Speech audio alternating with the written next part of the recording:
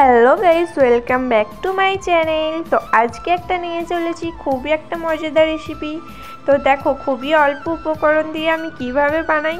তো আমি নিয়েছি পান্তা ভাত আর বানাচ্ছি হচ্ছে পাঁপড়। তো পান্তা ভাত দিয়ে পাঁপড়, এটা অবাক হচ্ছ না? আসলে আমিও একটু অবাক হয়ে গিয়েছিলাম। তো আমি ইউটিউবে দেখেছি, তাই ভাবলাম চলো একটু পান্তা ভাতটা না ফেলে আমি একটু পাঁপড় তৈরি করেই দেখি।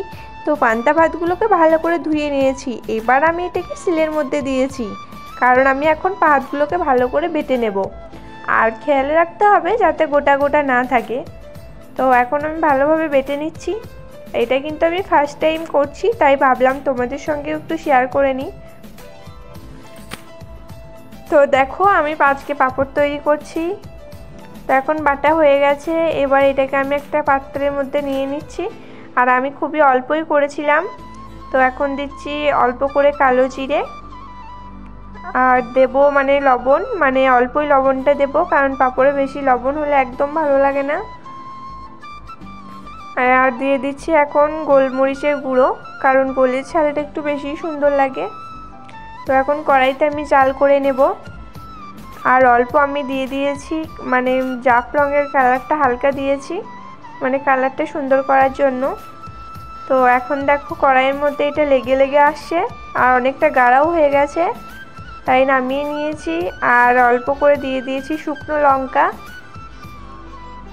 তো শুকনো লঙ্কাটাকে আরেকবার ভালো করে মাখিয়ে নেব। তো এখন চলে যাচ্ছি ছাদের উপরে। ছাদের উপরেই আমি আজকে পাঁপড় দেব।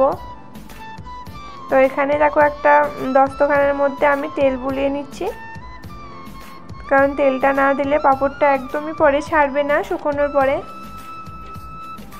তো তোমরা এরকমভাবেও দিতে পারো বা হাতের সাহায্যেও দিতে পারো। আর আমি একটা ভুল করেছিলাম, পাঁপড়টা একটু সাইজে ছোট করেছিলাম। তো শুকোনোর পর আরও একটু বেশি ছোট হয়ে গিয়েছিল। তোমরা করলে একটু বড় করবে। তো তারপরে আমি কড়াইতে তেলটা দিয়ে দিয়েছি। আর কড়াই তেল দিলে একটু গরম করবে, তারপরেই পাঁপড়টা দেবে। তো দিয়ে দিয়েছি। আর আমি দেখো যেমন সাইজটা করেছিলাম, তো ছাঁকার পর ঠিক ওই রকমই হয়ে গেছে। আর এটা খেতে যে এতটা সুস্বাদু হবে আমি ভাবিনি, আমি যেটুকু আশা করেছিলাম তার থেকেও সুন্দর হয়েছে। আর আমার বাড়িতেও আমি সবাইকে খাইয়েছি, সবাই বলেছে খুবই সুন্দর হয়েছে। তো তোমরা পান্তা ভাতগুলো ফেলে না দিয়ে অবশ্যই এরকমভাবে পাঁপড় তৈরি করবে। তো আজকের ব্লগটা আমার এখানেই শেষ। ভালো লাগলে অবশ্যই একটা সাবস্ক্রাইব করবে।